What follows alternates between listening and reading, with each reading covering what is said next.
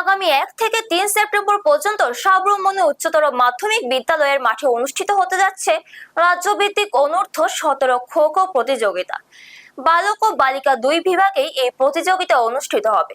প্রতিযোগিতাকে সুষ্ঠু ও সফলভাবে সম্পন্ন করার লক্ষ্যে শুক্রবার সাতচাঁদ পঞ্চায়েত সমিতির সভাকক্ষে এক প্রস্তুতি কমিটির বৈঠক অনুষ্ঠিত হয়।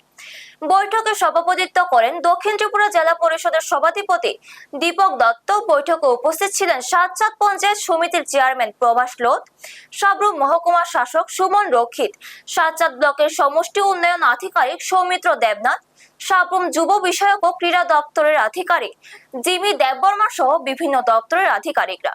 বৈঠকে প্রতিযোগিতার সার্বিক প্রস্তুতি নিয়ে বিস্তারিত আলোচনা করা হয়।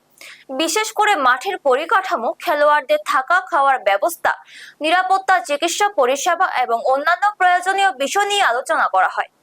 ক্রীড়া দপ্তরের আধিকারিক জানান, রাজ্যের 8টি জেলা থেকে বালক ও বালিকা বিভাগে মোট 16টি দল এই প্রতিযোগিতায় অংশগ্রহণ করবে। প্রতিযোগিতাকে ঘিরে ইতিমধ্যেই প্রস্তুতি শুরু হয়েছে। ব্যুরো রিপোর্ট, নিউজ তৎকাল 24। নমস্কার সবাইকে। আজকে আমরা সাউথ ত্রিপুরা জেলার অধীন সাতচাঁদ ব্লকের কনফারেন্স হলে আমরা একটা প্রস্তুতি বৈঠকে করি। এখানে এর উদ্দেশ্য হলো আগামী 1 সেপ্টেম্বর থেকে 3রা সেপ্টেম্বর পর্যন্ত আমাদের সাতচাঁদ ব্লকের অধীন মনু উচ্চতর মাধ্যমিক বিদ্যালয়ের মাঠে রাজ্যভিত্তিক খো-খো প্রতিযোগিতা শুরু হচ্ছে।